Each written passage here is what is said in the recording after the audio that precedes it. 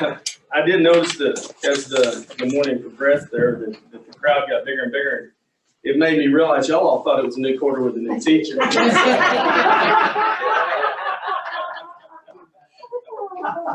So I do want to take the opportunity to say thank you.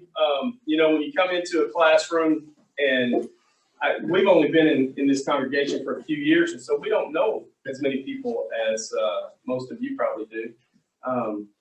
But when you move into a classroom full of people and you try to teach and you don't already have relationships with them, sometimes that's a daunting, very difficult task because you don't have that relationship that you can build on for some of the conversations.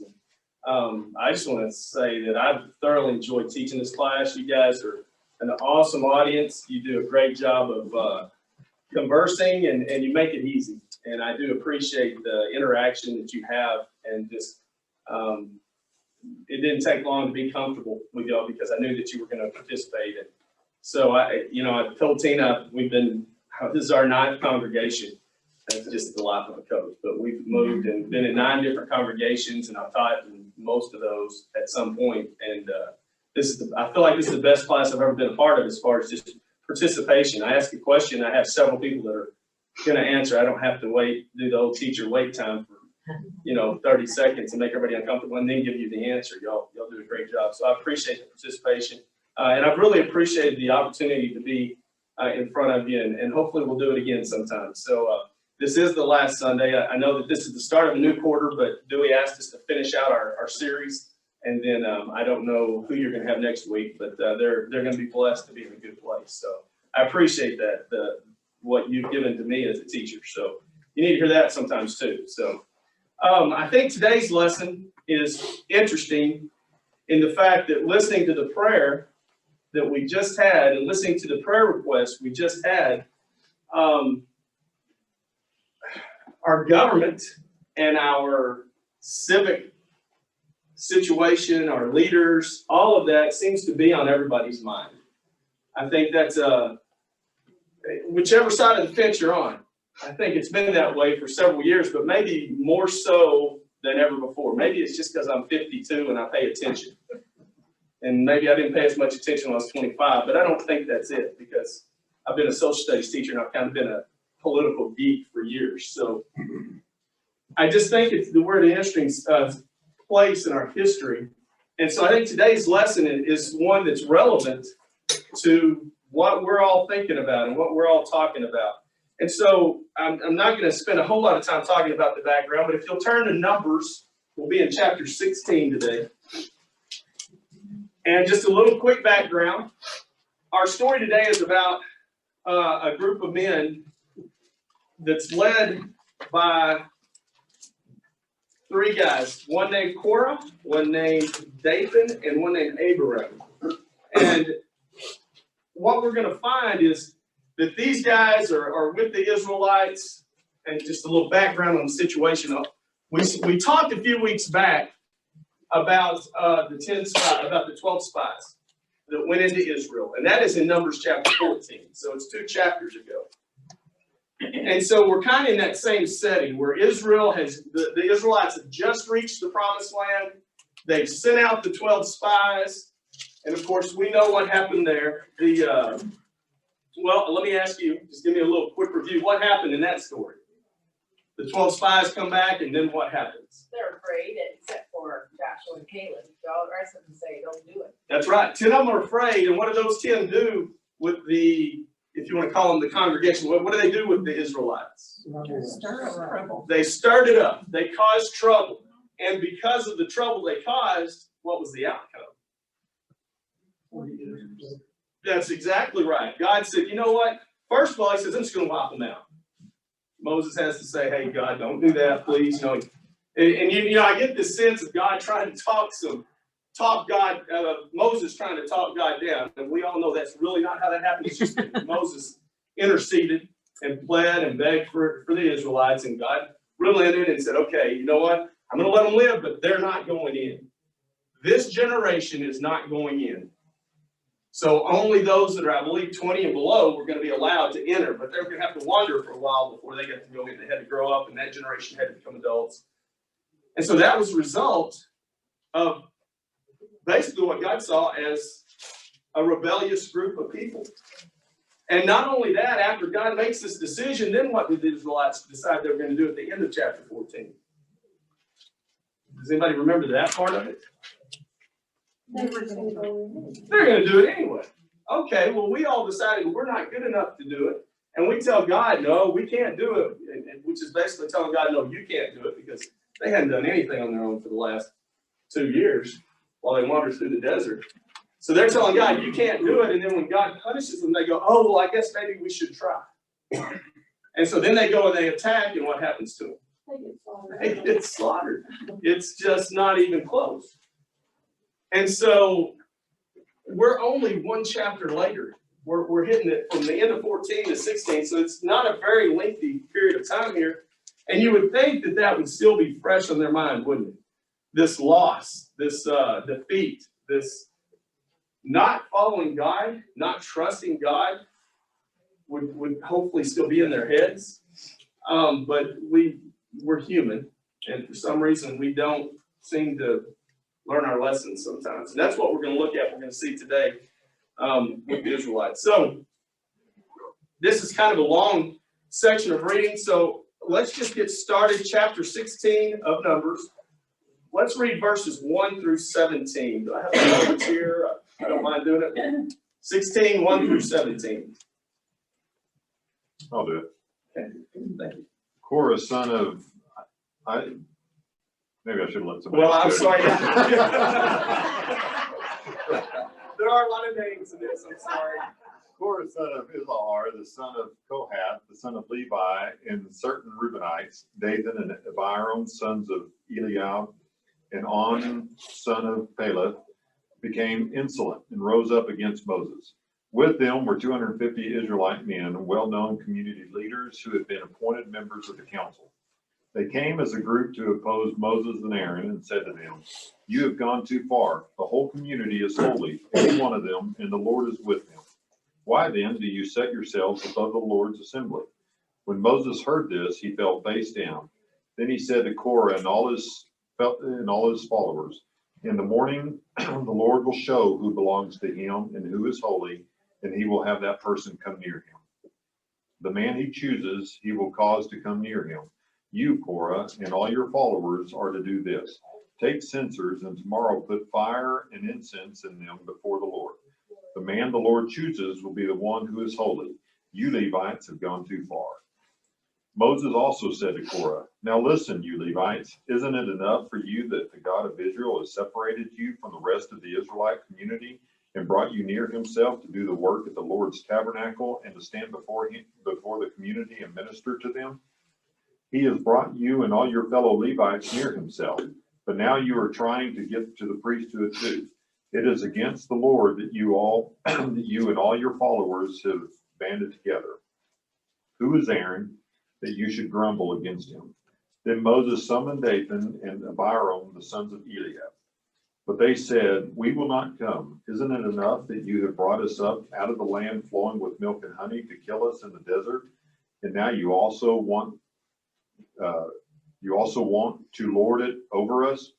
Moreover, you haven't brought us into a land flowing with milk and honey, or given us an inheritance in the fields and vineyards. Will you gouge out the eyes of these men? No, we will not come." Then Moses became very angry and said to the Lord, "Do not accept their offering.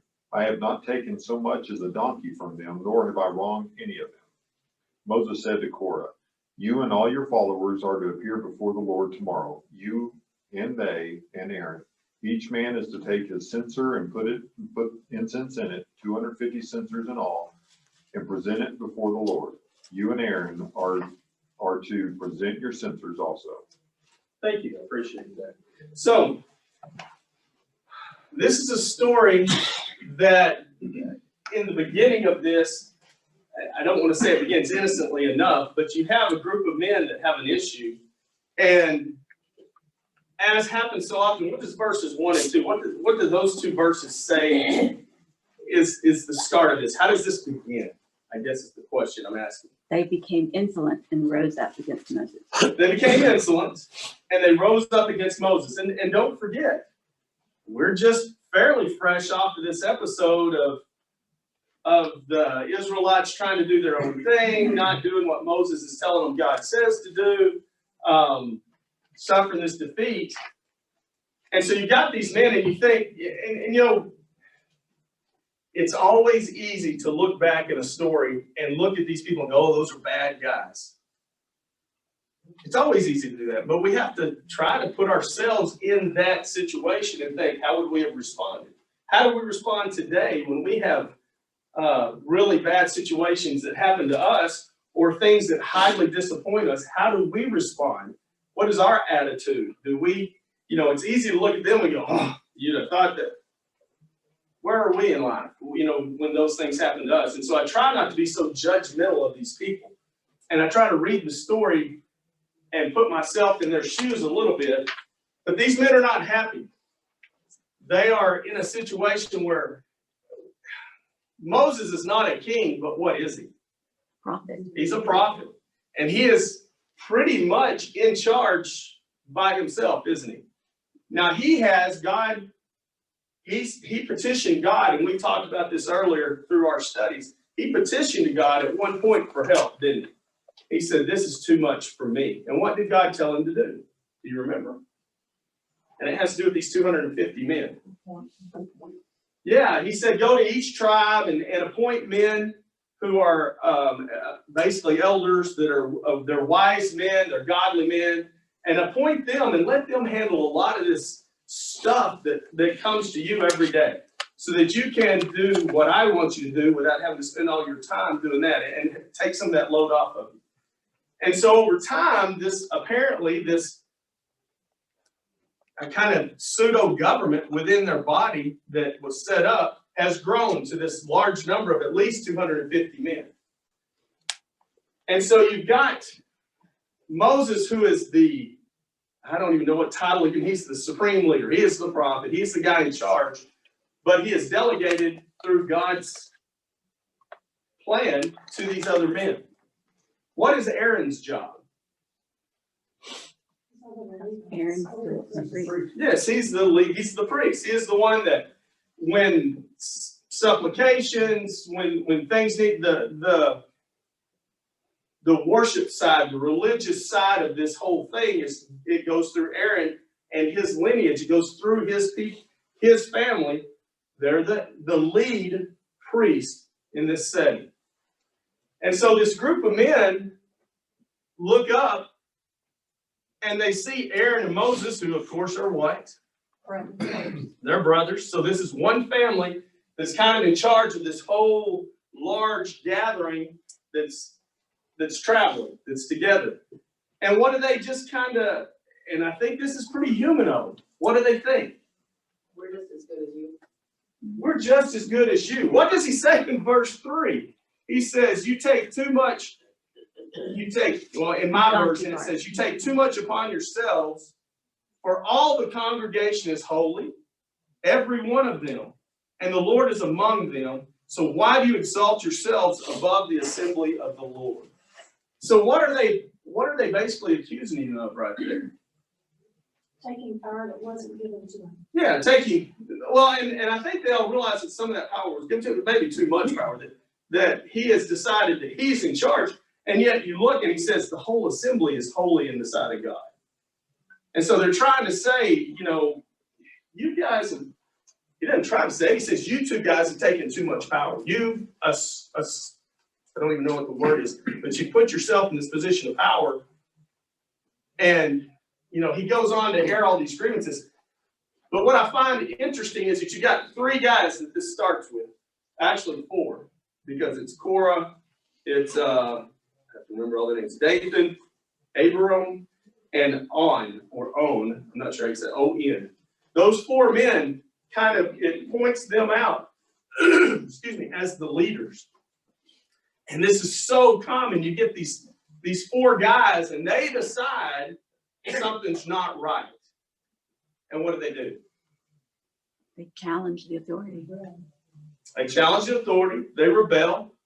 But how do they do it? What's their method? They get it around all those other people. Thank you. Stir the pot. They didn't go straight to Moses. They didn't go straight to Aaron. They go get these 250 other men stirred up For support. for support. Because we've talked about this before, the crowd mentality, the pack mentality. I told you I've got a guy that is one of my mentors, and he always told me when I was younger, persons are smart, people are stupid.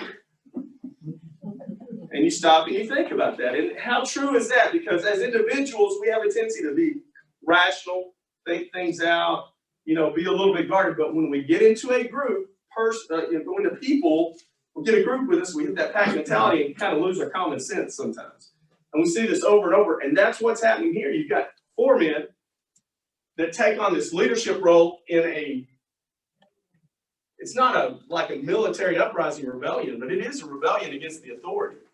And they bring 250 other people with them. And what's the sad part about those 250? What are they? A mob. Well, they're a mob. The part of the tribes. They're the leaders. These are the guys that have been chosen that God has placed this responsibility upon them. And you would think out of 250 other men, you would have some guys in there going, hey, wait a minute. Does that make sense what I'm saying? You would think that you would have some of those guys that man, we've been through the desert and we've seen God part the Red Sea. We've seen God feed this whole host every day for this many years. And we tried to go and do it on our own and it didn't work. And let's wait and think about this before we go get after Moses. You would think some of that would happen, but this is so typical because even today, people that want to stir up trouble, and you can think about it in the church. How many people, rather than going and talking to the preacher or an elder or a deacon or whoever they got the problem with, what do? They go get their little group that they have and they stir that up. And then that little group kind of has little tentacles that go out, and especially in a large church like this, where there's so many people that are related, but it happens I promise you, in small towns I've been in, it happens in small towns, and it just explodes. But instead of going and having that conversation one-on-one, they get a group because there's what in numbers? Power. There's power, there's strength in numbers, right? So that's what we see in verses 1 and 2. So they approach Moses, and what are their accusations? Look through here, verses all the way through verse 14. There's 4 accusations that have been identified. What's the first one? We've already talked about it a little bit. Moses has set himself above God. You've taken too much power. Simply, yeah, who do you think you are? That's right. So number 1, they're accusing him of usurping the power and taking it from places that he's not supposed to have. Because God sees this whole assembly as holy. So they're trying to present this to Moses as though you have taken all this power that you're not supposed to have. God has given us some power and you're not letting us have it. So that's the first thing they're doing. What's the second thing they're doing? Well, he said you brought us up out of the land flowing with milk and honey like Egypt was, and it wasn't. Basically, it was slavery. Yeah, in verses 13 and 14 is what she's talking about. They're talking about, is it a small thing that you brought us up out of a land of flowing with milk and honey to kill us in the wilderness? Excuse me. And then you keep acting like a prince over. So it goes back to this whole prince idea of you being more powerful than you should be. And then in verse 14, you haven't brought us into a land flowing with milk and honey, which is what we were told. That's our inheritance. And so what are they accusing Moses of? He's a poor what? A liar. He's a liar. He's a poor leader. You haven't done what you said you were going to do. Number 1, you took too much power, and you haven't even done what you promised. There's a couple other things in here. What else do they accuse? Not just Moses, but Aaron. There's a couple other things they do. Back up to verse 10. What do they accuse Aaron of doing? Stealing the priesthood? Stealing the priesthood. What does that mean? You've stolen the priesthood. Or let me look at it again and use the words. Moses says, are you seeking the priesthood also? Because they're attacking Aaron. What does that mean? That you're seeking the priesthood? Who appointed Aaron and his family? God. Okay, so God set that up, right? And Moses is asking them, so what are you doing? Because apparently they're saying that Aaron has taken this upon himself. And what are they trying to have happen? They want to replace him. So I'm going to butcher this because I'm not an Old Testament scholar. I don't have all this background memorized. But after reading it and studying it yesterday, it's really interesting because this goes all the way back to Reuben and the 12 tribes and the beginning of the 12 tribes and how Reuben slept with his father's concubine. And so they punished him by taking the birthright away from him and giving it to Levi.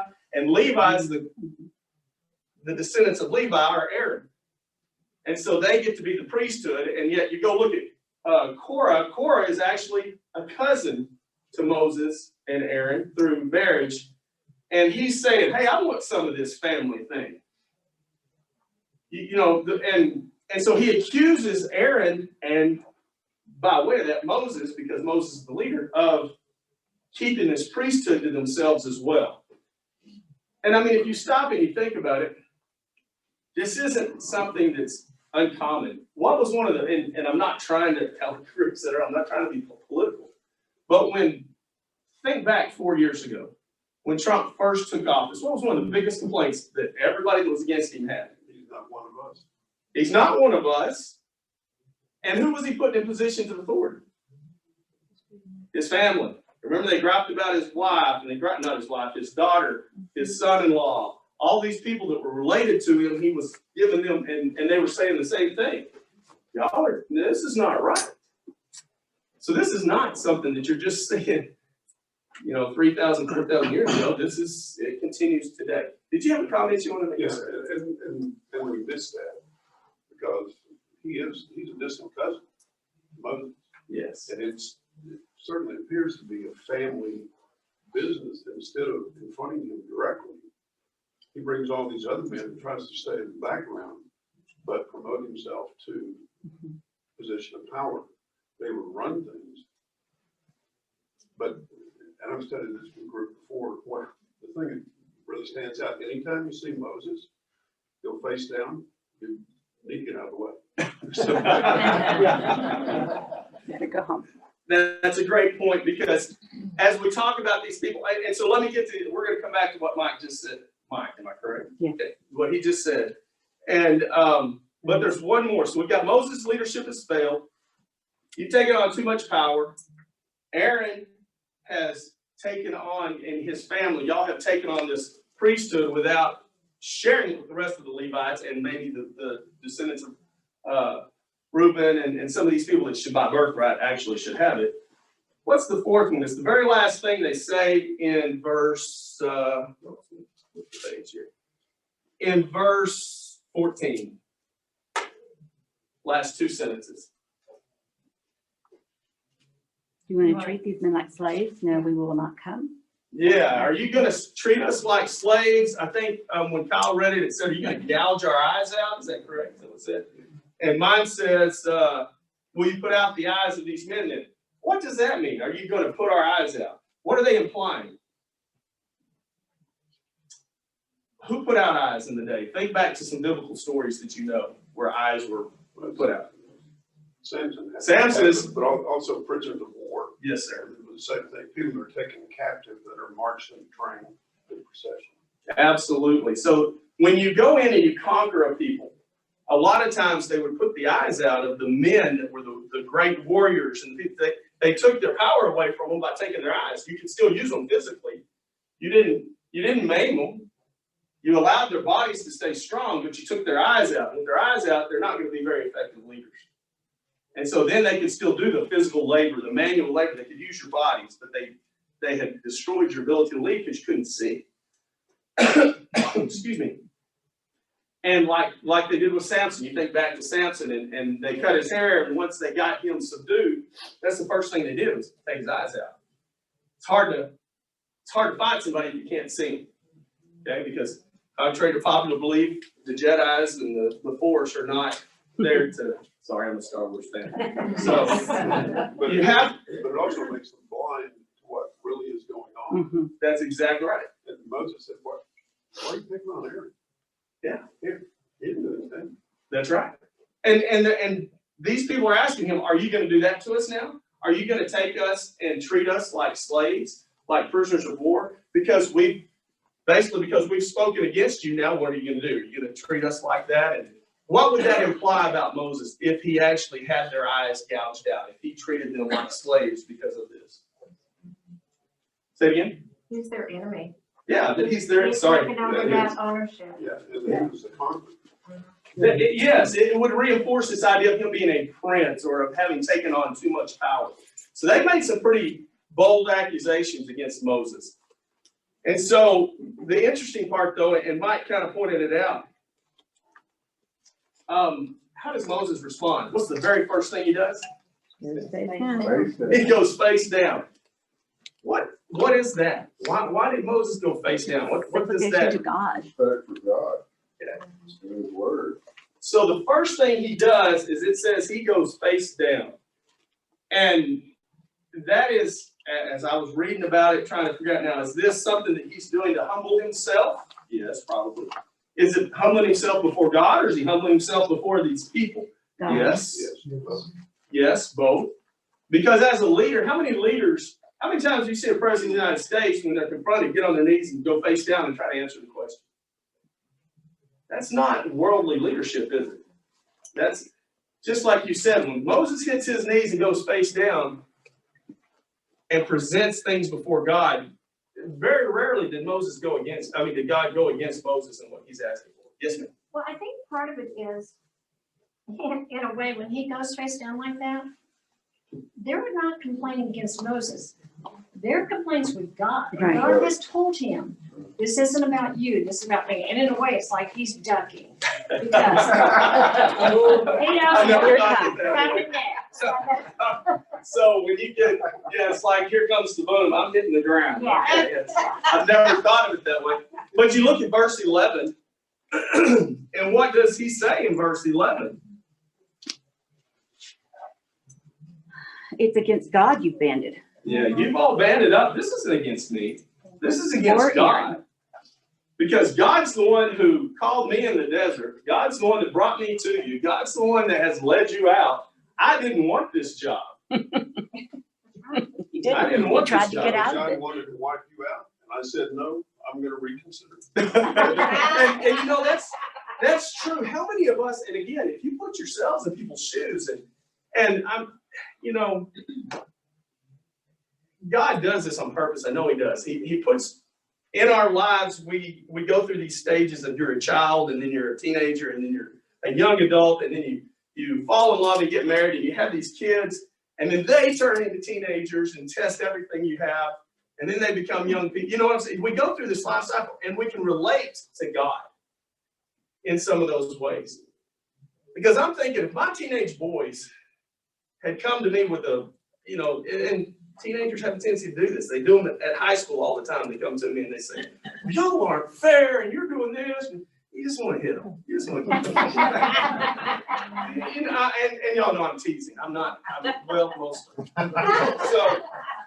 But that's kind of, this reminds me of petulant teenagers. How many times do you have to have something happen and God gets upset with you, but he gives you mercy, he leads you through, and then you do it again next week. It's just, y'all know what I'm talking about. You get so frustrated with these kids. And this is kind of what it reminds me of. But those kids need to be really grateful that we're not God. Absolutely.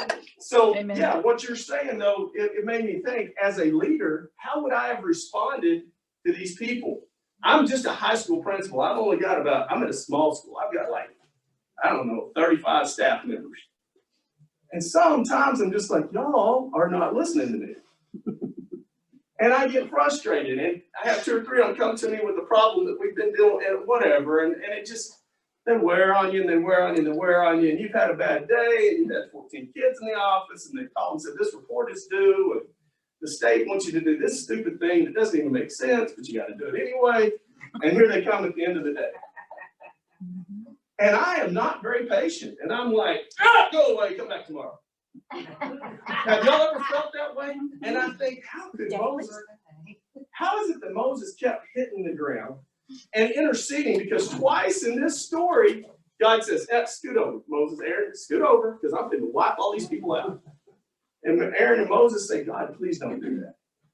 Please don't do that. And so The difference is, he's been in the presence of God. He understands things. yes. And Korah he's a distant cousin.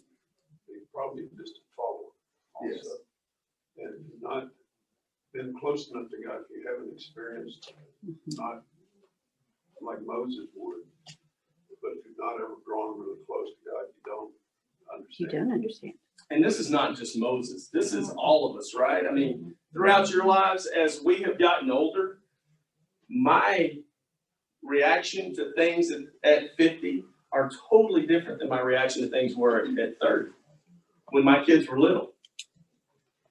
I'm much more patient. God has been so patient with me. And I'm sure most of you feel this way. There have been some really events in my life where I bet God would like to have said, you know, and he hasn't. He's been merciful. He's been patient. He has dealt with me with kindness and loving. And I feel like he has nudged me, or sometimes not so gently, pushed me back in a direction I needed to go. And I think because of my life experiences and what you just said, it draws us closer to God. I think we have a tendency to, as we get older, have more of that as well. And I think we see that with Moses as a leader in his development as well. Another thing I think is happening here is Korah wants the power, but he has no idea what that power brings. It's all about him. It's not about God. So my next question right here was, when you look at these accusations, what appears to be the motives? Will you stand to it? Korah and these men want power, don't they? They're frustrated. And how does Moses answer that? What does he say in verse 9? What does verse 9 say to these men who have come to him and have these complaints about him and Aaron taking all this power? Isn't it enough for you that God has separated you from the rest of the Israelite community and brought you near himself to do the work of the Lord's tabernacle? Because they were the Levites. Right. And that's he- not they were enough. singled out and said, they will do this at the tabernacle, this. So, They have a special job to do. so what does he point out to them? He says what? Is that not enough? Thank you. Why He aren't you says, happy you with that? guys, why are you coming to me and acting like you're not special? Is it not enough that you have been lifted above the rest? That you've been given this privilege? That you have been chosen to serve in the temple? That you are the ones that handle the holy things? That God has chosen to give you this honor, and it's not enough? You know, you think I've gone too far. Yeah. You're the ones who have gone. Exactly. It reminds me of last week's lesson when we were talking about Athalia, I'm not sure I say Athalia, when she couldn't get enough power.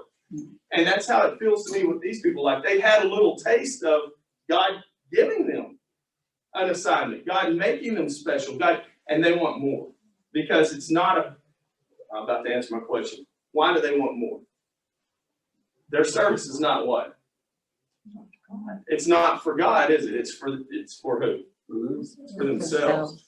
And so they have taken what God has given them that was made special, and they've turned it into, rather than a worship and a service to God, they've turned it into a privilege and a It's power and prestige.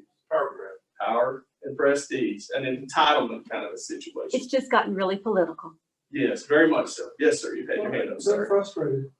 You know, I think they expected they'd go in to Canaan and it would just be an open field for them. And when they saw that there was gonna be some faith required and some work required, you know, they shied away. And you know, we're told in scripture, Moses was the most humble among men. And you see that where he goes to the ground, and these guys are, it's amazing to us that they can't see what's happened in their midst and get a clue here, but they don't. And with Korah, you get the impression, these were Reubenites, right? So you get the impression smoldering in the background as they're thinking, we're really the firstborn, we ought to be in command. And that's not at the root of all of this, and they're frustrated by what's happened, that it hadn't been easy, it hadn't been just handed to them. And here's what happened. Well, and Korah is actually a Levite. He is of the same descendant line. His father was a brother to Moses and Aaron's father. I mean, they are, but the people he brought with him are the Reubenites who feel like they have been robbed of their birthright. Exactly. And so you can see all of this stirred up. And so ultimately, and it's God's solution, but it's through Moses. What is the solution that Moses offers? That they have to have their censors and that God will select one. Yeah, basically, it's what God chooses. Yeah, he says, okay, guys, you're accusing us of taking on too much power. Let's let God make the decision. And so bring your censors. And as I studied this, we're talking about the deal where they carry, it's kind of like a pole, and on the end of it, it's got a bowl that hangs from it, and they put the incense in it, and they light the fire, and it's supposed to represent the pleasing aroma to God. And so he tells them, bring your censers tomorrow. So let's read verses 18 through 34 and see, hang on, 35. 18 through 35 and see what happens. Do I have a volunteer for that, or I can do it? It's not bad. I'll do it. Okay, 18. So each of them took his censer, put burning coals and incense in it, and stood with Moses and Aaron at the entrance of the tent of meeting. When Korah had gathered all his followers in opposition to them at the entrance to the tent of meeting, the glory of the Lord appeared to the entire assembly. The Lord said to Moses and Aaron, separate yourselves from this assembly so I can put an end to them at once. But Moses and Aaron fell face down and cried out, O God, the God who gives breath to all living things, will you be angry with the entire assembly when only one man sins? Then the Lord said to Moses, say to the assembly, move away from the tents of Korah, Dathan, and Abiram. Moses got up and went to Dathan and Abiram, and the elders of Israel followed him. He warned the assembly, move back from the tents of these wicked men. Do not touch anything belonging to them, or you will be swept away because of their sins. So they moved away from the tents of Korah, Dathan, and Abiram. And Dathan and Abiram had come out and were standing with their wives, children, and little ones at the entrances to their tents. Then Moses said, this is how you will know that the Lord has sent me to do all these things, and that it was not my idea. If these men die a natural death and suffer the fate of all mankind, then the Lord has not sent me. But if the Lord brings about something totally new, and the earth opens its mouth and swallows them with everything that belongs to them, and they go down alive into the realm of the dead, then you will know that these men have treated the Lord with contempt. As soon as he finished saying all this, the ground under them split apart, and the earth opened its mouth and swallowed them and their households and all those associated with Korah together with their possessions. Then they went down alive into the realm of the dead with everything they owned. The earth closed over them, and they perished and were gone from the community. At their cries, all the Israelites around them fled, shouting, the earth is going to swallow us too. And the fire came out from the Lord and consumed the 250 men who were offering the incense.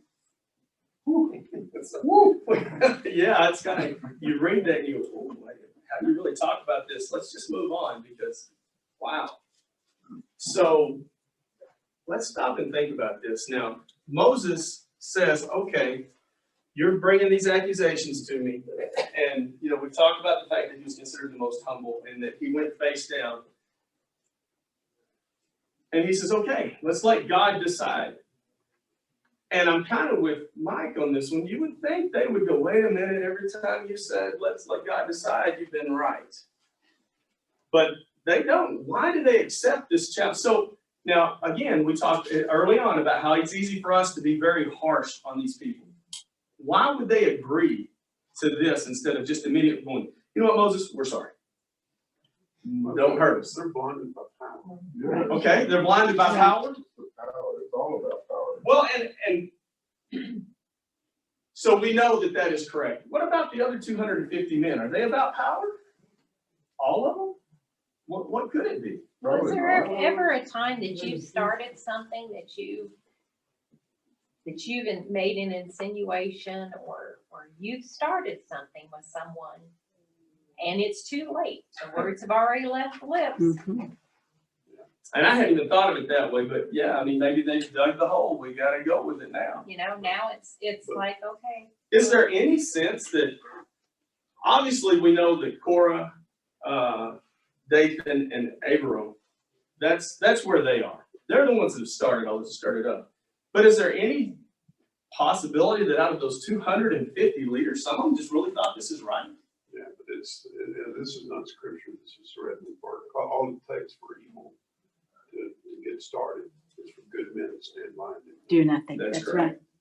and that's what they did. They did nothing. And all it takes is a sliver of doubt. That is correct as well. If you can get people who are good, strong believers to, and again, this is not scripture, like Mike said, but if you tell a lie loud enough and often enough, You'll believe it. people start to believe it. Mhm. And so, I mean, I'd like to think that maybe some of these men genuinely went with this concern and really felt that this was true and God was going to say, hey, y'all men, you're right. I want these men to be in charge. I want them to have this authority. I don't know. I mean, I try to feel that way because I don't want to just sit here and always look at people and cast these. I know how I've seen people genuinely get drawn into bad situations and follow bad leaders. Yes, ma'am. Okay, let's get political again. And y'all may hate me, but I'm trying to debate whether I want to watch Meghan Markle tonight. Because here we go with somebody that is obviously power hungry, doesn't like the way things have been running, the way that she was being told to perform, and so she's had her little fit. And she's gonna go on TV tonight. And when we read the verse where it says, you've gone too far, the whole community is holy, every one of them. Is that gonna be an argument that is used? But let me tell you, in this situation, if I had been in that community, I wonder if I would have been going. They're telling me to get away from all these people and to run and hide. Maybe I better go as fast as my little legs will carry me, as far, because it's about to be bad, and it's about to be bad really fast. This is 250 out of 3 yeah. million or over Yeah. 500,000. Right. it may have been It's 3. a small group of soreheads. It is. No. It is. Well, it's kind of like Congress. Thank you. The illustration, they're still gonna be in power for a few weeks here, so they think. And when Moses said the ground's gonna open up, they're like, yeah, that's gonna happen. Well, I mean, even before that, just when the challenge is made, they have seen how many times that Moses has said, all right, well, let's see how this turns out. And then it always turns out in his favor. I think at that point, before it ever got to the bringing these 3 men and their families into the situation, I think I would have been thinking, ooh, maybe I need to back out of this. Well, this group is suffering from groupthink. I mean, all of these 250 men have the Torah. They all know God. I mean, there are no excuses. And yet none of them had the intestinal fortitude to think for themselves And how do we know that? because they just followed along. But how do we know none of them did? None of them had their hearts right. Because God swallowed them. All of them. Because in the end, God Took said, them off. wait a minute. Yeah. And if they had been in the right, God wouldn't have done that. Right. Well, wait a minute, Korah said they were all holy. That's right. What's wrong with that? Korah's wrong. And so let's get back into what it's happening here. So they agree to this challenge, whatever is in their heads that makes them go, yeah, this is a good idea, which I just think they're idiots because this has never worked. And we But see it today they agree to it. on the news. And so they show up the next morning with their censers, and it says, all the congregation, they gathered all the congregation against them at the door of the tabernacle of meeting. And the glory of the Lord appeared to all the congregation. Yep. Now, every time the glory of the Lord has appeared to the congregation, what has followed? I mean, you think back to the mountain, you know, that God tells them, I'm coming to the mountain, don't you touch the mountain. Because if you touch the mountain, you're going to die. And when he came to the mountain, they all trembled and were terrified. And apparently, when the glory of the Lord appears, it's an extremely powerful thing, obviously. And so he's there, and it doesn't say he spoke to all of them, does it? Who did he speak to? Moses and Aaron. And said, separate yourselves from these people because what? I'm gonna put an end to them Because at I'm once. fixing to put an end to them right now. And the thing is, I don't know what the whole congregation means. I don't know if that congregation meant this 250 men plus 3, or if it meant I'm fixing to wipe out the Israelites again. And you sent your people over here and then we'll start over. I'm not sure. I think it's the 250. That's what I think. And Moses intercedes for them.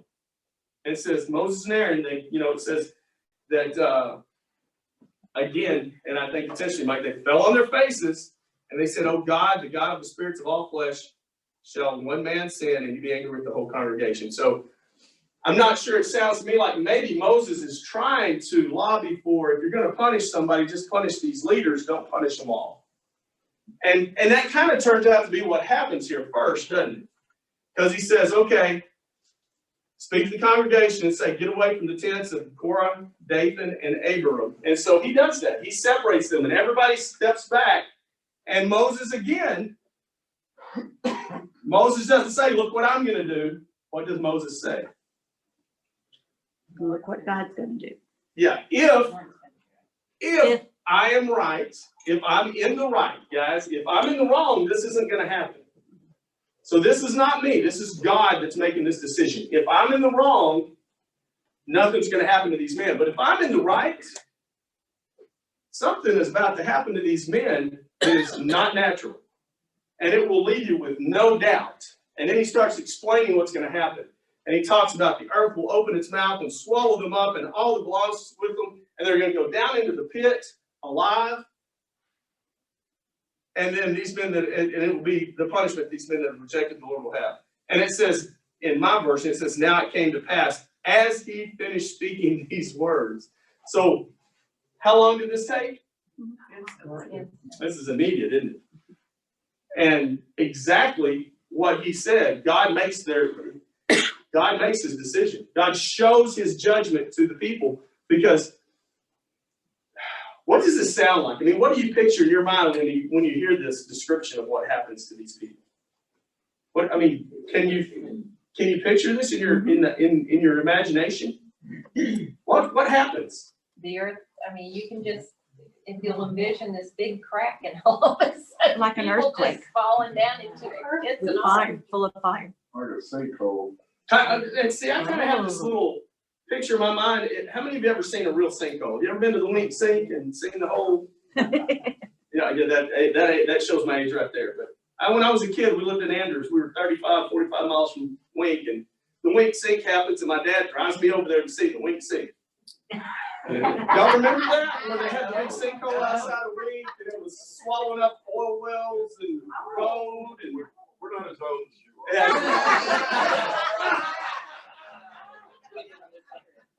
So anyway, I started thinking kind of like you said, like a huge sinkhole, but I also thought of it like an earthquake, like you get the earth shaking and all of a sudden it starts to convulse and it just, you think of an earthquake and you look at these pictures of where the plates have moved and it causes a separation and you get maybe this gap that's 10 feet or, 15 feet. This says it was their tents and their families. This isn't just a little space, is it? That's why I think of it kind of like a sinkhole, like where these 3 families were, just went out from under them. But then it closed back. I was going to say, but then the part that's really amazing is it says once it went out from under them, it went back over the top of them. Closed everything. And it's like nothing was ever there. And they're gone. Kind of like the Red Sea. But with hard land, which we can picture it with the Red Sea, maybe, with this concept that, and I think it's kind of, it says the earth closed over them and they perished from among the assembly. They were there. And then they weren't. And then they weren't. Buried them alive. And it had to be a terrifying scene because what did everybody do? Ran. It says they ran, lest the earth swallow us up also. But later in that chapter, it does say that the assembly gathered. So he didn't get all the Israelites. He That's picked up right. these guys. And so then where these 250 men may have been thinking, oh, well, we know who's in charge. What happened to them? Yeah, they got consumed by the fire of God as well. And so it's almost time for us to finish. But what kind of lessons, why would God go to this extent to punish all 254 of them. Because they Why tried. didn't he just take the 4? Because the seeds were already planted in their minds. He had to do away with all the cancer. That's correct. So let me ask you this, because I know we're about out of time, but how does that relate to us in our lives when we feel rebellious? There's a whole half of this lesson that I haven't even gotten to that deals with us in our current situation, us in our own daily lives, us with our government and what God says in the New Testament about how we should respond to our leaders and how rebellion works, and as opposed to open rebellion, how should you deal with that?